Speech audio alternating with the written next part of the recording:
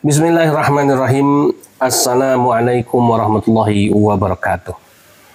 Alhamdulillah wa syukrulillah. Wassalatu wassalamu ala rasulillah wa ala alihi wa ashabihi wa mawala. Wala hawla wala quwata illa billah. Amma ba'du fa ya ibadallah. Ittaqullaha haqqa tuqatihi wa la tamutunna illa wa antum muslimun. Rabbi a'udzubika min hamazatis syayatin wa a'udzubika rabbi ayyahdurun. Shadaqallahul azim. Hadratal mukarramin, ma'asyiral muslimin wa zumratal mu'minin rahimakumullah, para subscriber, para viewer dan pemirsa channel LSK Al-Hadid yang dimuliakan oleh Allah Subhanahu wa taala. Kita bersyukur kehadirat Allah karena atas limpahan nikmat yang Allah berikan kepada kita semua masih bisa berkumpul dan bertemu kembali. Shalawat dan salam semoga terlimpah dan tercurah pada junjungan kita Nabi kita Muhammad SAW, yang kita nantikan syafaatnya di yaumul qiyamah nanti. Ikhwafillah rahimakumullah, sudah lama sekali kami tidak hadir, tidak tayang karena kesibukan kami ya, harus mengurus dakwah kristologi di banyak tempat, banyak hal ya, terutama yang paling pokok adalah di YPM atau HID ya, sehingga channel kami sendiri kurang terperhatikan. Nah, makanya ini kami buat lagi perdana, insya Allah kita mulai aktifkan lagi, mudah-mudahan bisa mengobati rasa rindu para subscriber kami, para penonton kami sekalian ya. Ikhwafillah yang dimuliakan oleh Allah Subhanahu wa taala. Sebelum kita mulai, kita baca basmalah terlebih dahulu. Bismillahirrahmanirrahim. Mudah-mudahan Allah memberikan ridhonya dan bimbingannya pada kita semua. Kita tahu bahwa sampai saat ini ya, tayangan yang berbau kristologi masih diminati oleh kaum muslimin ya, termasuk juga di kalangan ya non muslim gitu ya, di pihak Kristen tentunya ya. Bahkan silih berganti kita lihat ya, banyak bermunculan para debater baru ya, kristolog baru ya, apologet baru, kemudian youtuber yang baru juga, yang memiliki channel yang bernuansa dakwah kristologi ya. Ini tentu menjadi satu kabar gembira buat kita. Karena apa? Tentu semakin banyak orang yang peduli, yang concern untuk memberikan edukasi, untuk memberikan pembentengan akidah atau apapun itulah dalam dunia dakwah kristologi ini, tentu semakin membuka jalan hidayah buat saudara-saudara kita non muslim. Mungkin juga bisa menjadi solusi buat saudara-saudara muslim kita yang memiliki masalah yang berhubungan dengan dunia kristologi. Misalnya dia punya istri yang beda iman, misalnya dia yang punya ada yang punya anak tapi kemudian murtad ya, dan lain sebagainya. Karena sekarang sudah tidak sulit lagi ya menghubungi, mencari atau mungkin mendapatkan panduan, bimbingan dan bantuan ya dalam kasus-kasus pemurtadan misalnya. Karena sudah banyak gitu ya, sudah ribuan channel, sudah lahir banyak sekali ya para apologet yang Kristen maupun yang Muslim ya, yang muda ya, yang kemudian memberikan suatu nuansa baru ya. Namun demikian, yang mau saya sampaikan kali ini adalah sebagai orang lama ya kan. Kalau dalam dunia dakwah kristologi ini, saya Ustadz Nababan gitu ya, ini termasuk kaum Old Testament gitu ya, kaum perjanjian lama gitu ya. Lain dengan bermunculannya para kristolog milenial sekarang ya, dengan berbagai macam stylenya, gayanya yang luar biasa. Jadi saya sebagai orang yang lama mendalami dunia dakwah kristologi, termasuk dunia debatnya. Dari tahun 2004 saya memulai debat pertama kali sebelum adanya YouTube ya, sebelum ada ya informasi teknologi seperti sekarang ini gitu ya. tentu menyadari bahwa memang kebutuhan umat untuk dakwah kristologi ini masih sangat tinggi. Kenapa? Karena kasus-kasus pemurtadan ini ya kelihatan tidak ada, kelihatannya tenang ya seperti di air di permukaan, tapi di bawah ini bergelombang ya, berkecamuk ya. Dia terus memakan korban.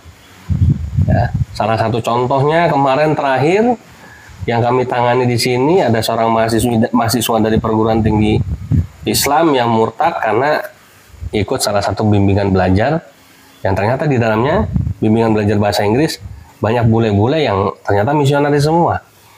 Begitu juga sebelumnya kami juga nanganin kasus pemurtadan seorang mahasiswi ya perempuan ini, kalian tadi laki-laki di salah satu perguruan tinggi negeri ya di Semarang yang kemudian pacaran sama orang Kristen yang kemudian akhirnya dia dia murtad gitu ya, sudah murtad dia. Nah ini tentu menjadi satu keprihatinan dan itu terjadi di mana-mana. Hampir di setiap tempat di Indonesia ini kasus-kasus semacam ini ada. Ya tentunya ini menjadi satu ya keprihatinan kita bersama ya. Dan ini nggak akan hilang terus ya selama Islam Kristen berkembang sebagai sebuah agama dan keyakinan yang diminati oleh banyak orang, maka kasus-kasus murtad, mu'alaf ini akan terus ya terjadi, akan terus ada ya. Nah, yang mau kami sampaikan kali ini adalah bahwa alhamdulillah kami di Pondok Pesantren Al-Hadid menyadari ya, para dai-dai kristolog ini, para kristolog muda ini, para debater muslim atau apologet muslim yang muda ini, para youtuber kristolog muslim yang muda ini tentu memerlukan yang namanya asupan ilmu. Ya, karena apa? Karena tidak bisa kita dakwah tanpa ilmu ya. Betul ada hadis yang mengatakan balighu anni walau ayat. Sampaikanlah walaupun satu ayat ya. Tetapi bisa bermakna hadis itu lebih baik kamu sampaikan satu ayat tapi kamu kuasain gitu ya. Daripada kamu ya nekat dakwah tidak menguasai satu pun ayatnya, kan begitu misalnya ya. Nah oleh karenanya sebetulnya kami sudah mulai sejak lama ya. Jadi Pondok Pesantren Al-Hadid ini termasuk sudah concern untuk memberikan pelatihan dakwah kristologi itu sejak tahun 2007 ya. Sejak didirikan di Gunung Kidul, memang apalagi memang niat awal kami di Gunung Kidul ini didirikan Al-Hadid ini memang untuk memberikan pembentengan akidah, memberikan pendampingan ya, memberikan transfer ilmu kepada para mubalik ya. Alhamdulillah misalnya ya kami punya yang namanya dai misi ya. Dai misi ini dai yang selain dia menguasai ilmu Islam, dia juga harus menguasai ilmu kristologi. Jadi ketika ada kasus kristenisasi atau kasus pemurtadan, ya dia sudah punya ilmunya. Ya, apa yang harus dilakukan dan lain sebagainya. Nah, kemudian kita juga sering ya diundang oleh Dewan Dakwah ya untuk memberikan pelatihan kristologi. Ya. Dulu kita kerjasama dengan almarhum Ustadz Bukhari, Ketua Dewan Dakwah Islam Indonesia Jawa Timur ya di Surabaya, untuk memberikan pelatihan kepada para dai-dainya yang ada di Gunung Tengger, Lumajang ya, yang ada di Banyuwangi, keliling gitu ya. Semua dai-dai yang pada waktu itu dikirim oleh Dewan Dakwah ke pelosok-pelosok pasti mendapatkan pembekalan dakwah kristologi dari kami di sini. Entah saya yang datang ke sana atau mereka dikirim ke sini untuk belajar tentang ini ya, dakwah kepada orang Kristen atau dakwah kristologi ini ya. Dan masih banyak lagi ya. Kami memberikan pembekalan dakwah itu sebelum sekarang rame ya. Ini kan karena era digital, era milenial, sehingga dunia dakwah kristologi ini langsung jadi booming sekarang, jadi kacang goreng ya. Nah, salah satu yang melegenda itu ya adalah Al-Hadid berhasil membuat buku panduan praktis, ya, nih ya, panduan praktis sekolah dai misi. Jadi kami ya membuat satu kurikulum sekolah dai misi, sekolah dai tapi khusus memiliki misi untuk dakwah kepada non muslim, pada orang Kristen, ya.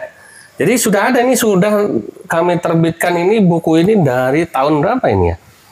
Sudah lama sekali nih, ya. Masya Allah ya. Bentar saya lihat di kata pengantarnya biasanya ada apa namanya ada. Oh, udah tahun 2012 ya. 1 Maret 2012 ini ya.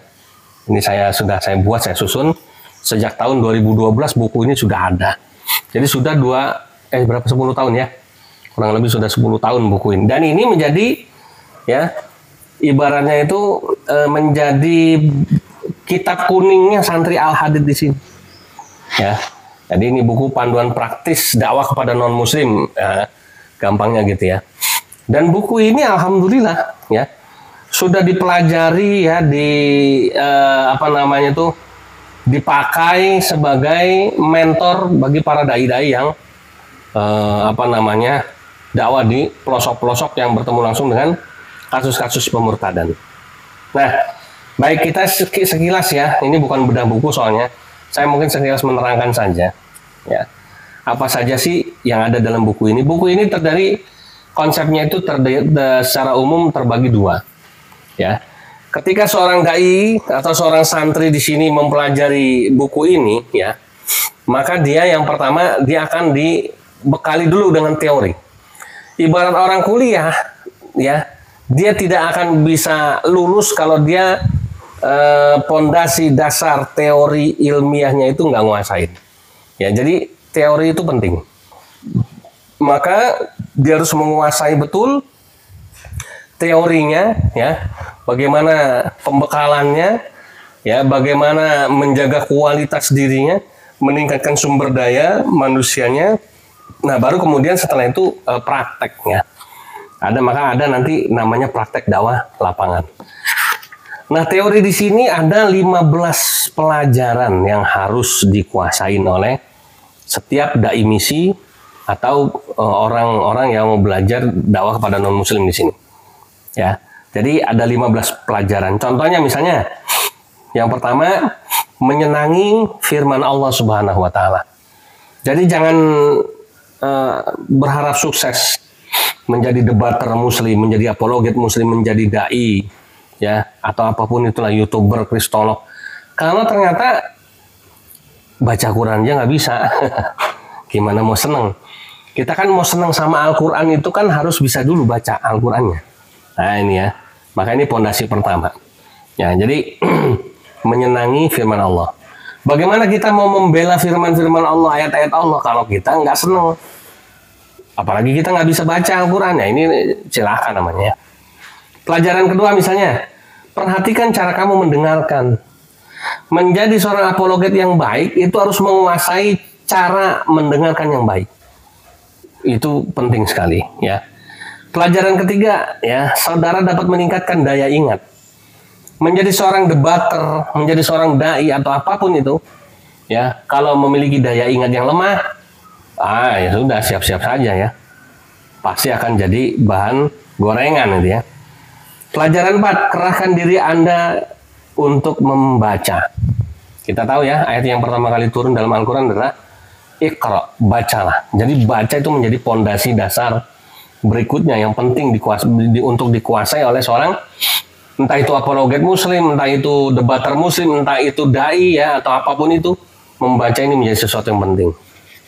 Pelajaran kelima, belajar itu bermanfaat. Jadi jangan lupa harus terus belajar. Maka di Al-Quran kan dikatakan utlubul ilma, di hadis ya maaf, utlubul ilma minal mahdi ilal lahdi. Belajar itu ya, tuntutlah ilmu dari lahir sampai kamu mati. Nggak ada ya, istilah belajar itu finish ya. Termasuk jadi dai harus terus belajar ya. Kenapa? Thalabul ilmi fardhatun ala kulli muslim ya. Nuntut ilmu itu adalah wajib hukumnya bagi setiap muslim.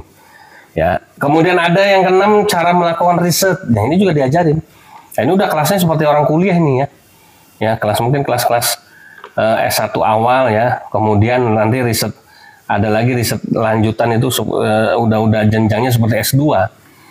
Pelajaran ketujuh, membuat kerangka ceramah. Nah, jadi diajarin juga nanti bagaimana cara membuat kerangka ceramah. Pelajaran ke-8, mempersiapkan tugas untuk sekolah dai misi. Pelajaran 9, mempersiapkan ceramah bagi jamaah. Pelajaran 10, mempersiapkan ceramah umum, jadi ada ininya, bagian-bagiannya. Pelajaran 11, meningkatkan kesanggupan sebagai pengajar. Ya, jadi harus siap juga menjadi seorang mentor. Kenapa ilmu itu nggak akan bermanfaat di bawah mati sendirian? Ilmu itu akan bermanfaat kalau kita sebarkan, kita ajarkan. Maka di sini pelajaran 11 kita dididik, dilatih untuk menjadi seorang mentor, menjadi seorang pengajar, menjadi seorang mursyid gitu ya, menjadi seorang murabbi bagi mad'u kita, bagi orang yang di bawah kita yang belajar gitu ya. Kemudian pelajaran 12, cara mengembangkan keterampilan bercakap-cakap atau berdialog. Jadi dialog itu, debat itu nggak ujuk-ujuk aja seperti debat kusir. Ada seninya, ada keterampilannya di situ. Nah, ini harus dipelajari. Ya. Pelajaran 13, mengetahui caranya memberi jawaban. Ya. Jadi memberi jawaban itu nggak sembarangan, nggak salah-salah ya. Maka caranya memberi jawaban seperti apa? Pelajaran 14, berkomunikasi lewat ya medsos kalau sekarang ya, dan surel gitu ya. Jadi bagaimana kita mengembangkan dakwah di medsos. Pelajaran 15, jadilah progresif. Ya, menjadi Islam yang progresif, membuat kemajuan. Ya, jangan menjadi Islam yang apa namanya itu regresif atau mundur ke belakang gitu ya. Nah, ini tentu apa namanya menjadi penting. Nah, inilah contoh 15 pelajaran ya yang diajarin secara teori dengan begitu mendalam di dalam buku ini ya. Berapa lama teori ini dikuasai ya? Ya 1 semester kalau orang kuliah ya. 1 semester belajar teori ini, 1 semester belajar praktek, setahun ya sudah bisa dakwah ya di lapangan ya. Menjadi seorang penceramah bisa, menjadi seorang debater bisa, menjadi seorang dai lapangan juga bisa. Ini buku ini mengajarkan untuk menjadi semua hal. Karena di sini nanti di dalam prakteknya kita akan diajarkan bagaimana dakwah di atas mimbar ya, bagaimana dakwah di seminar-seminar, forum-forum resmi akademis ya. Kemudian ada juga dakwah di masyarakat, door to door seperti apa, di lapangan seperti apa. Kemudian debat itu seperti apa, bagaimana ya. Jadi semuanya diajarin di sini. Maka Al-Hadid sudah dari tahun 2012 menyusun satu buku yang digunakan untuk menjadi panduan praktis ya untuk dakwah kepada non muslim.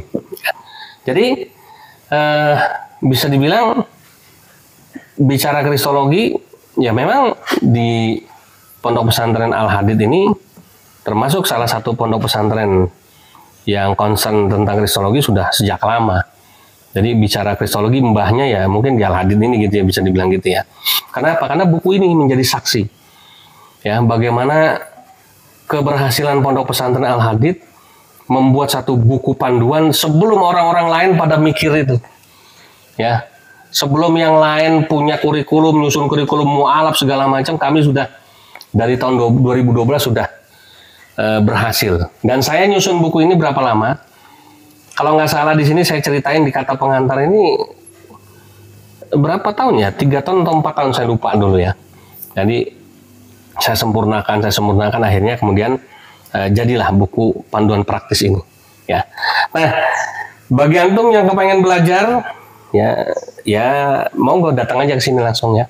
Jadi santri di sini ya, jadi dai misi di sini ya. Karena memang apa? Betul ya, tadi seperti yang saya sampaikan, yang namanya dakwah itu siapapun bisa ya. Nggak perlu harus nunggu hafal Al-Quran, nggak perlu nunggu harus hafal hadis. Kewajiban membela agama Allah, semua setiap muslim wajib membelanya. Tapi ingat ya, ada dakwah yang bersifat insidental, ada yang namanya dakwah yang bersifat konseptual. Ketika kita bicara dakwah insidental, oke, siapapun, mau abang beca, mau tukang ojek, mau siapapun, ketika dibutuhkan, dipanggil untuk dakwah, semua maju. Tidak perlu ilmu, tidak perlu konsep, tidak perlu wawasan dan sebagainya. Tapi ketika kita bicara dakwah konseptual, maka diperlukan ilmu. Nah, ketika ilmu itu dibutuhkan, nyarinya kemana? Salah satunya adalah belajar lewat buku ini. Ya, buku ini ya menjadi panduan. Bagaimana dalam waktu 1 tahun saja, insya Allah kita sudah bisa mencetak dai-dai yang memiliki kapabilitas atau kemampuan SDM dan insya Allah kualitas yang baik. Ya, nah nanti tentu dilengkapi dengan referensi yang lain. Ini kan menjadi salah satu referensi, gitu ya. Ikhwafillah yang dimuliakan oleh Allah Subhanahu Wa Taala, maka mudah-mudahan para apologet Muslim, para debater-debater muda, ya para kristolog-kristolog milenial, dan para pemilik channel-channel YouTube Kristologi yang ada di luar sana, ya para junior-junior saya, ya saya berharap dengarkanlah masukan dari saya. Kalau antum memang betul-betul ingin fokus membela agama Allah supaya lebih dalam lagi, maka bekalilah diri antum dengan ilmu. Ya, jangan habis waktu untuk berdebat saja, tapi juga harus dicas juga. Ya, baterai HP tidak bisa bertahan ketika digunakan terus. Ya, dia harus dicas, ya, dia harus di di refresh, ya. Dia harus dicek, oh ya ternyata file sampahnya udah banyak, harus dibersihin lagi, mungkin harus dibooster lagi dan sebagainya lah, gitu ya. Ibarat HP itu seperti itu. Jadi kalau antum nggak mau belajar, hanya sibuk debat sana debat sini, hanya sibuk untuk mengeluarkan energi untuk menghadang gerakan-gerakan mereka, sementara antum tidak pernah memikirkan diri antum harus dicas juga, harus diisi juga, ya maka siap-siap pasti akan tumbang sehebat apapun antum. Ya, maka kita setuju bahwa dakwah konseptual ini adalah dakwah yang terbaik, dakwah yang harus kita pikirkan ke depan bagaimana caranya supaya kita bisa memenangkan setiap momen-momen berharga ketika kita diminta untuk membela agama Allah. Demikian dari saya di saat-saat yang awal ini untuk membangkitkan semangat buat kita semua. Jazakumullahu khairan katsira. Oh ya, mungkin nanti ada yang bertanya, apakah buku ini dijual bebas? Tidak, ya. Buku ini hanya boleh didapat setelah menyempatkan waktu untuk belajar di sini. Ya. Jadi karena ini sifatnya panduan, bukan buku bacaan. Kalau mungkin baca buku saya yang lain, misalnya ada judulnya Syahadat Menghancurkan Salibku, kemudian Injilku yang Ternoda, bisa cuma sekedar baca aja udah, ya, karena sifatnya itu hanya sekedar referensi. Kalau ini nggak bisa, ini kan panduan praktis. Jadi buku ini sifatnya bukan untuk dibaca tapi untuk dipelajari, ya kan. Maka harus ada yang ngajarin, ya. Saya harus memberikan panduannya pada antum, ya kan, bagaimana cara mempelajari pelajaran 1 sampai pelajaran 15 tadi yang teori, plus nanti prakteknya seperti apa, gitu ya. Karena apa? Karena konsep itu tidak bisa diterangkan hanya lewat buku ini, ya. Konsep itu juga masih ada di otak saya, sehingga harus saya tularkan secara langsung, face to face, gitu ya. Oke, ya. Jadi itu, maka di sini tidak dijual bebas. Saya tulis di sini khusus untuk santri Pondok Pesantren Al-Hadid Gunung Kidul. Ya, kenapa? Karena buku ini hanya boleh dimiliki oleh orang-orang yang sudah resmi, ya, belajar menjadi dai misi di sini dan ikut sekolah dai misi di sini. Jazakumullahu khairan katsira wal afu minkum. Mohon maaf lahir batin. Saya akhiri, subhanakallahumma rabbana wa bihamdika asyhadu an la ilaha illa anta astaghfiruka wa atubu ilaik. Assalamualaikum warahmatullahi wabarakatuh.